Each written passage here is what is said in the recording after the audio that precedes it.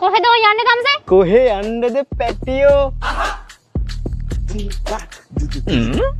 මේ මොකද මේ බල්ලෙක් වගේ ඉව කරන්නේ? මොකක්ද එන සර?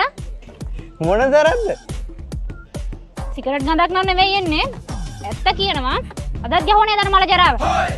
මොන ජරාවද? මම මොකුත් ගෙව්වේ නෑ. මේ ඉන්නේ හොඳට කිරිට්ටෝ ඊයා වගේ. අනේ මේ බොරු කියන්න එපා. කම්සේ හිතන් ඉන්නේ හැක් ස්ටොප් එකක් හරි චූයින් ගම් එකක් හරි කෑවම හැමදේම හරි කියලාද? මට ගඳ එනවා. කියනවා මොනවද බිව්වේ? සිගරට් නම් නෙවෙයි බීලා තියෙන්නේ. සිගරට් තමයි. ඔයාට ඒ සිගරට් ගඳ මෙහෙම ගිහිල්ලා එන්නේ.